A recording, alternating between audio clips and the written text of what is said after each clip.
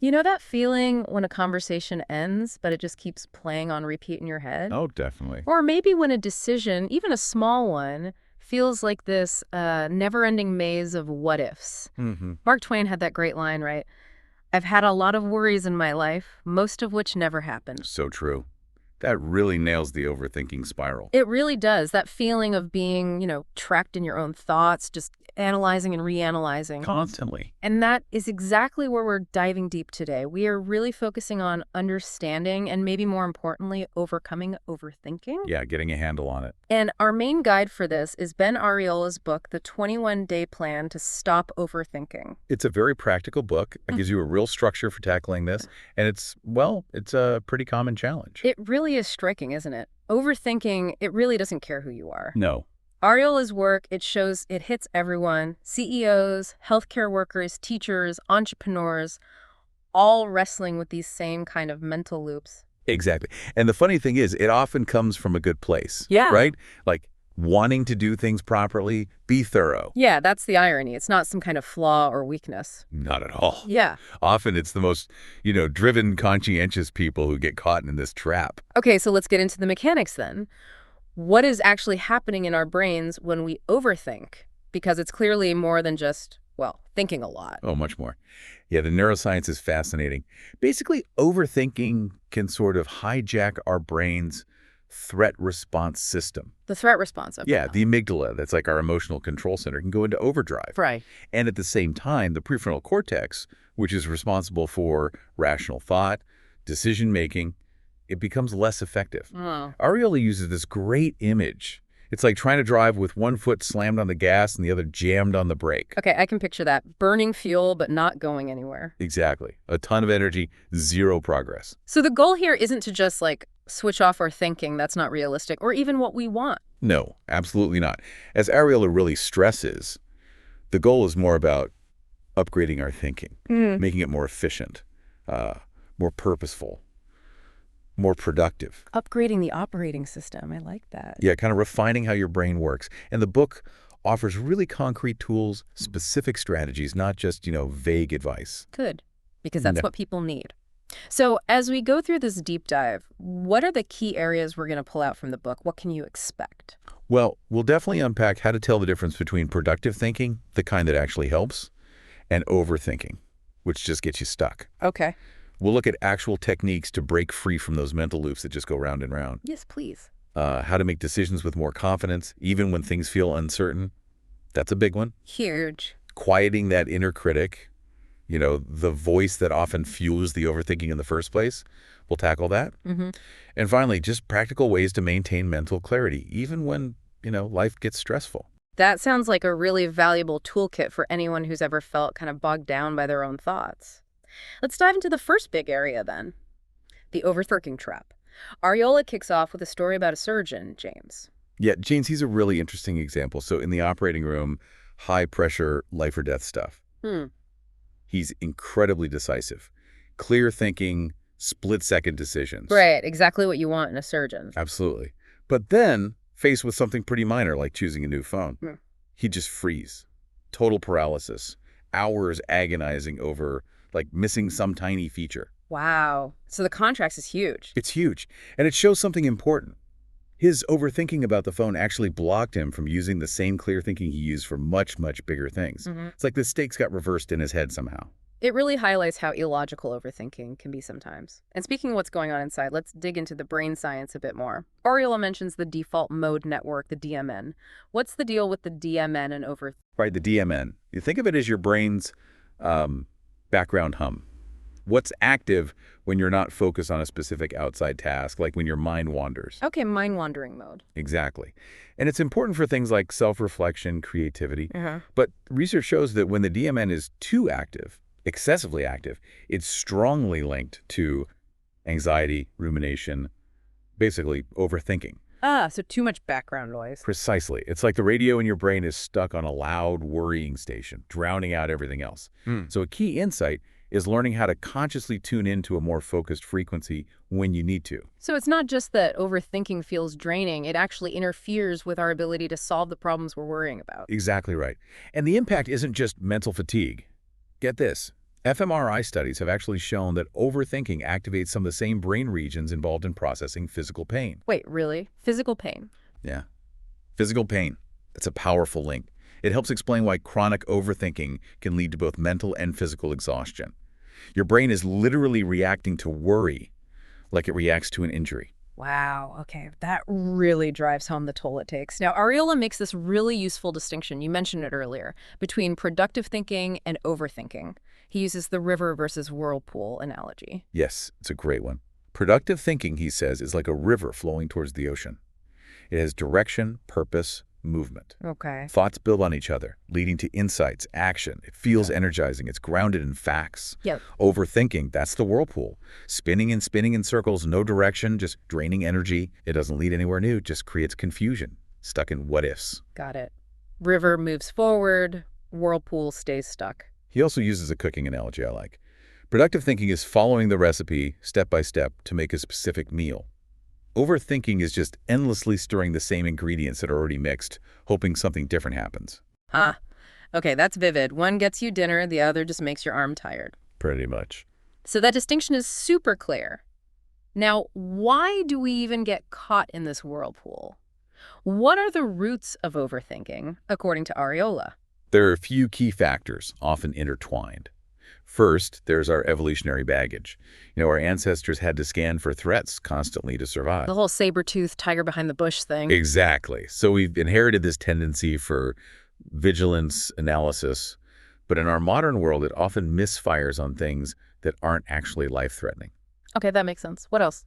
Well, our brains are pattern-seeking machines, right? Sometimes we see connections, patterns where maybe there aren't any. We overanalyze stuff that doesn't need solving. Seeing ghosts in the data? Kind of. Yeah. Then there's perfectionism and this deep desire for control in a world that's fundamentally uncertain. We think if we just analyze enough, we'll find the perfect, risk-free answer. Which usually doesn't exist. Rarely. Yeah. And finally, for some people, it can be a learned behavior. Maybe growing up in environments where being super careful was highly valued or where mistakes had big consequences. So, evolutionary wiring, pattern seeking, perfectionism, learned habits, quite a mix. Now, Arriola introduces a tool called the trigger tracking triangle as a first step to breaking free. What's that about? The trigger tracking triangle is simple but really effective. It's about identifying 3 things when you overthink: the situation, the trigger, and your response. Situation, trigger, response. Okay. Situation is just the context where you are when it happens. The trigger is the specific thing, an event, a thought, someone's comment that kicks off the overthinking. Right. And the response is what you think, feel, and do during that episode. Yeah. Just noticing these patterns is the crucial first step to gaining awareness and interrupting the cycle. Seeing the chain reaction. Exactly. And interestingly, research consistently links overthinking to having a hard time with uncertainty. The irony is overthinking doesn't reduce uncertainty. It usually just ramps up the anxiety about it. Right. It feeds the very thing you're trying to control. So tracking these triggers helps us see the pattern. And then Arriola mentions the awareness pause. How does that fit in? The awareness pause is just that, a pause. When you catch yourself starting to spiral. Which is the hard part sometimes. It is, but when you do catch it, you intentionally pause. Maybe take a couple of deep breaths and just observe the thoughts swirling around without judging them. Notice any feelings, body sensations. So not trying to stop the thoughts, just notice them. Exactly. Yeah. This brief pause creates a little space between the trigger and your usual automatic overthinking reaction. It gives you a moment, a choice point, to maybe respond differently. Like hitting the pause button on that runaway thought train. Precisely that. Creating a little pocket of space to regain some control. Okay, so we've talked about the trap, identifying triggers, the awareness pause. The next big piece Arriola covers is decluttering your mental space. I think everyone can relate to needing that. Oh, absolutely. His analogy here is perfect. Think about your phone when the storage is almost full. Ugh. Yeah. Slows down, apps crash. Right. That's kind of like our minds when they're overloaded. Unfinished tasks, unprocessed emotions, endless notifications, decisions waiting. We're trying to run on limited cognitive resources. Research backs this up. Mental clutter literally drains our ability to think clearly. Each loose end is like an app running in the background, hogging processing power. It's not just a feeling of being overwhelmed then, it actually slows down our thinking. What kind of stuff makes up this mental clutter? It's a real mix. Those tasks nagging at you, feelings you haven't dealt with, mental to-do lists, decisions you keep putting off, conversations you need to have but haven't, even good ideas just floating around with no place to land. Wow, okay, that's a lot. It is. And Arriola's point isn't that we need to get better at juggling all this mentally. Right. It's that we need to actually start clearing it out. Okay, how? Decluttering the mind sounds harder than decluttering a closet. Well, one really powerful strategy he calls the external brain concept. External brain. Yeah, basically just getting stuff out of your head and down somewhere else. Notebook, phone app, voice memo, whatever works. Capturing thoughts, tasks, ideas externally frees up so much mental RAM. Just writing it down can make a difference. A huge difference. Then there's the whole digital overload factor. We are just bombarded.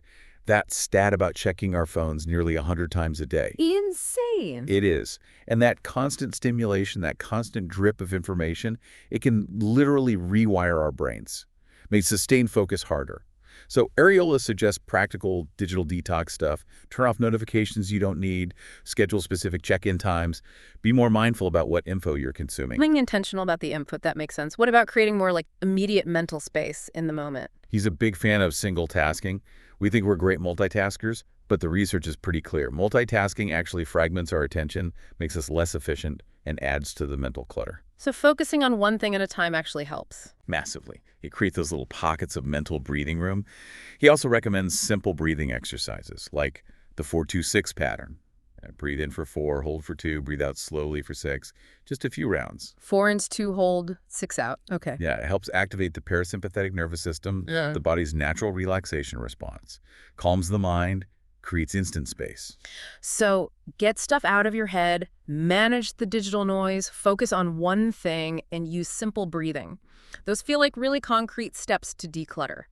Okay, so let's say we've cleared some space, we still face decisions, and for a lot of people, that's ground zero for overthinking. Arriola has this 3-step decision-making formula. Right, and decision fatigue is a real thing. Making tons of choices all day, even small ones, it just wears down our mental energy. It affects our willpower, makes us more risk-averse later on. Which means we might overthink simple stuff later in the day. Exactly, and then feel less confident even after we do decide. Yeah. So Arriola's formula, he calls it STA. Success time action is designed to cut through that paralysis. STA. Okay, break it down for us. Step 1. Step 1. Define what success looks like. Before you even compare options, ask, what's the desired outcome here? What would make me feel good about this decision later? Like Laura, the ER doc, buying a car, they first listed her success criteria. Reliable, affordable payments, safe, low hassle, not just find the best car. So defining the target first. Okay. Okay. Step 2. Step 2, set a time frame. Give yourself a deadline for making the decision. Research shows having a boundary actually improves decision quality, stops endless deliberation. Arriola suggests different times based on the decision size, maybe 10 minutes for small stuff, longer for major life choices. Setting a time limit might feel counterintuitive, like rushing, but I can see how it prevents getting lost. What's the 3rd step? Action. Step 3, take decisive action. Arriola introduces the 90% rule. If you feel about 90% sure about a choice, just go for it. 90%, not 100%. Right. That last 10% of perfect certainty, often impossible to get, and the mental cost of chasing it is huge. Just make the call. He also talks about creating good decision environments, places where you can think clearly and knowing your own decision rhythms, like what time you make your best choices. Define success. Set a time limit. Act at 90% confidence. That feels way more manageable than aiming for perfection. Okay, but what about after the decision? The dreaded second guessing. Ah, yes, the post-decision wobble. Arriola calls this maintaining forward momentum, the art of non-revision.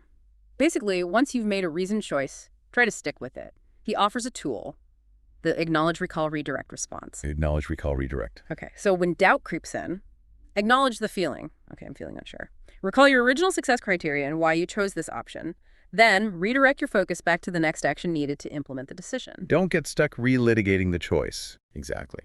He also talks about cultivating decision intelligence by reflecting on past decisions, maybe keeping a decision journal, and the power of progressive decision-making, where each choice builds confidence for the next one. That's a really helpful framework for building confidence over time. Okay, so we're thinking clearer, deciding better. But then there's that voice, the inner critic. Arriola spends a lot of time on Quieting your inner critic. I feel like this hits home for so many people. Oh, absolutely. That nagging voice of self-doubt, harsh judgment. Yeah, It's often the engine driving the overthinking train, isn't it? totally.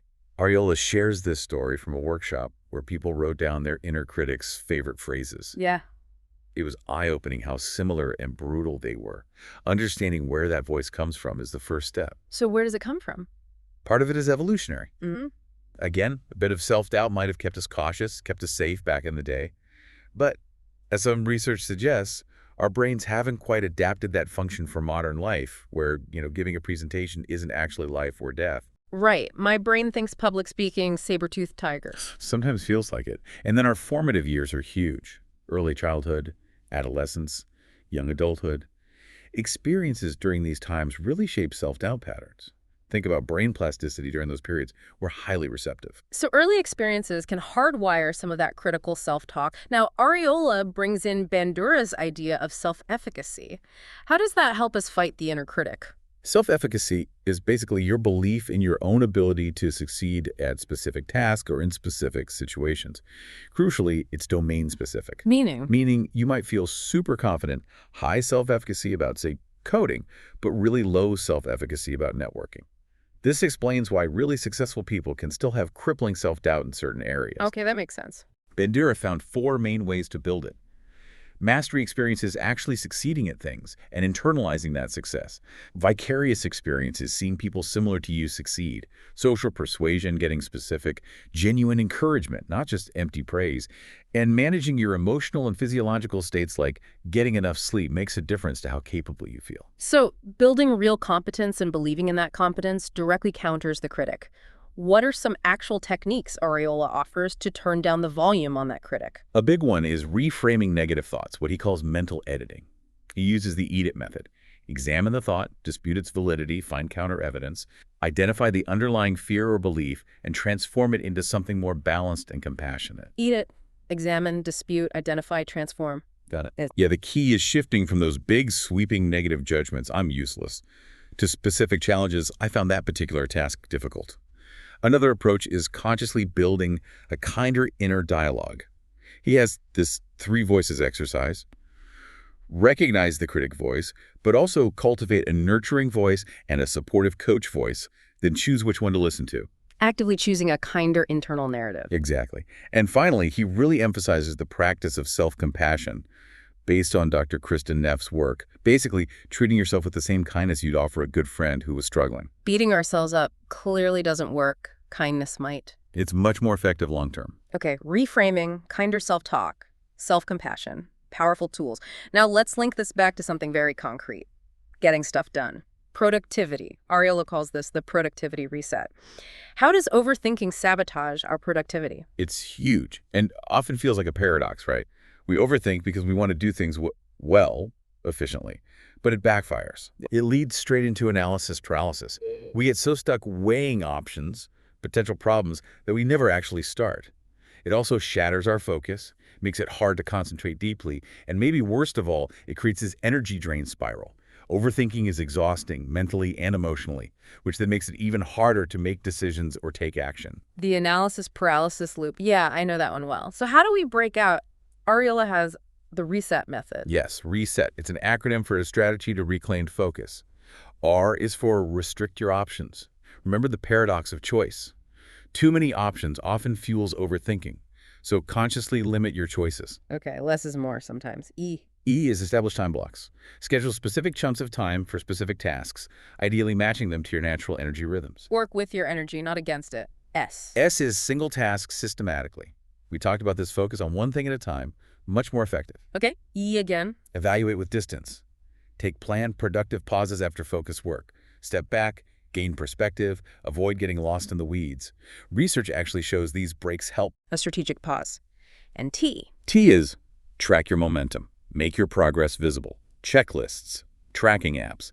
Seeing progress creates a sense of accomplishment, what they call completion bias, which fights that feeling of being stuck. Reset. Restrict, establish, single task, evaluate, track. That's a really solid framework. What about keeping things moving once you do start, that momentum piece? Yeah, momentum is key. Arriola talks about cultivating momentum through the power of small wins. Research shows making even tiny progress on meaningful work is a huge motivator. Small, consistent wins beat waiting for huge breakthroughs. Small wins add up. They really do. He also suggests the 2-minute launch pad if you're dreading a task. Just commit to doing it for 2 minutes. Often that's enough to break the inertia. And building sustainable habits, morning, midday, evening rituals, creates a productivity compound effect. Small actions build big results over time. He also touches on the science of flow, that state of being totally absorbed. When you're in flow, your brain actually uses less energy and you feel great. It happens when the challenge level matches your skill level. Small wins, 2-minute starts, habits, flow. It paints a picture of productivity that's less about brute force and more about smart strategy, avoiding the overthinking traps. Now, overthinking isn't just cognitive, is it? It's tangled up with emotions. Arriola talks about building emotional resilience. How crucial is managing emotions to stopping overthinking? Absolutely crucial. Think about Mark, the coder Arriola mentions. A small coding error sent him into an overthinking spiral. But it wasn't really about the code. It was rooted in deeper fears of inadequacy. So the overthinking was the symptom, the fear was the root. Exactly. Overthinking is often an emotional response dressed up as logical analysis. Research shows our emotional centers often light up before the thinking parts of our brain even get involved. Arriola points to common emotional triggers: fear of inadequacy, needing control, worrying about judgment. So building emotional resilience, understanding your emotions, emotional literacy, and being able to handle them without getting overwhelmed emotional capacity is fundamental to breaking the cycle. Okay, so understanding our emotional triggers and building our capacity to handle tough feelings is key. How do we actually strengthen that emotional foundation? A big part is learning how to expect and rebound from setbacks. Resilience isn't about avoiding difficulty, it's about how you respond to it. He suggests a resilience response protocol. First, acknowledge the emotion, don't suppress it. Second, reflect productively, what can I learn here? Not just replaying the negative feelings. Third, shift to next step, thinking what's the smallest action I can take to move forward. Acknowledge, reflect, next step. Yeah. And he suggests practicing this on small, everyday setbacks. Your train is late, you spill coffee. Use those moments to build the muscle of emotional agility, that ability to navigate challenges flexibly. Practice on the small stuff so you're ready for the big stuff. I like that. Okay, Yeah. so we've looked inward at our work. But overthinking spills into our relationships too, doesn't it? Arriola explores overthinking in relationships. What are the hidden costs there? They can be huge. Jennifer's story, agonizing over a colleague's short email, is a perfect example. Relational overthinking doesn't just exhaust you, it can really damage connections. How so? You can create distance because you're stuck in your head, not present. You might project your own anxieties onto other people's perfectly normal behavior. You miss chances for real connection. You might become defensive, and it's just plain tiring for everyone involved. Plus, that stress response we talked about, it affects how you interact. So trying too hard to figure things out mentally can actually push people away. What's going on in the brain that makes relationships such fertile ground for overthinking? Well, research suggests that social uncertainty, like an ambiguous text or wondering what someone really meant, can really trigger the amygdala, that threat detector. It kicks off a social threat response, similar to ancient survival circuits firing. We might react to small social cues as if they're major threats to our belonging or safety. Wow, so our caveman brain is interpreting unanswered texts as social exile? Sometimes it feels like that, doesn't it? It activates these really primal fears. Okay, so given that tendency, how do we stop overanalyzing our relationships and build healthier connections? Balanced boundaries are fundamental. Not walls, but a healthy sense of your own self, your thoughts, feeling separate from the other person's. Arriola talks about differentiation, maintaining your sense of self within the relationship, and having thought boundaries, like not automatically absorbing someone else's mood or problems. Having your own space mentally and emotionally. Exactly. And that requires clear communication. He offers a protocol for expressing boundaries respectfully. Also key is fostering deep communication through present-centered dialogue, really being there in the conversation, not analyzing the past or predicting the future, and practicing real listening, trying to understand, not just waiting to talk. Being present and truly listening sounds simple, but isn't always easy. It takes practice. He also emphasizes the power of micro moments of connection, small positive interactions that build trust, and structured transparency, sharing your thoughts and feelings appropriately to avoid misunderstandings. He offers the real framework for communication. Respond thoughtfully, express clearly, except you can't control their reaction and let go of the need to constantly analyze. Real. Respond, express, accept, let go. Right. Plus, practicing presence through mindful interaction, regulating your own emotions in social settings, and finding that balance between connection and your own autonomy. Boundaries, presence, clear communication, micro-connections. Seems like a recipe for less anxiety in relationships. Okay, we have covered so much ground. Understanding the trap, decluttering, decision-making, quieting the critic, productivity, resilience, relationships. But how do we make it all stick? The final section, sustaining the overthinking reset. Yeah, this is crucial because it's not a one-and-done fix, right? It's an ongoing practice. Arriola talks about the science of habit formation, how it takes time and consistency to make new behaviors automatic. Linking new habits to existing ones really helps. Piggybacking habits. Exactly. He also stresses the power of quick wins and small victories. Accumulating small successes builds momentum and reinforces the changes. And handling relapses, because they will happen, is key. Seeing setbacks not as failures, but as opportunities to learn and strengthen your resilience. Not falling off the wagon, but learning from the stumble. Precisely. And finally, adopting a mindset of ongoing evolution. Seeing this as a continuous process of self-awareness, reflection, and adapting the strategies as you go. Small wins, habit linking, reframing relapses, continuous learning. That feels sustainable. Now, the book's title is The 21-Day Plan. Can you give us a quick flavor of what that plan actually looks like in practice? Sure. Arriola calls it an owner's manual for mental transformation, or training wheels for your mind. The chapters we've discussed basically lay the foundation, and the plan at the end gives you specific daily practices for 3 weeks. Okay. Each day has a mini challenge or exercise drawn from the book's concepts, plus space for reflection. It's designed to build progressively.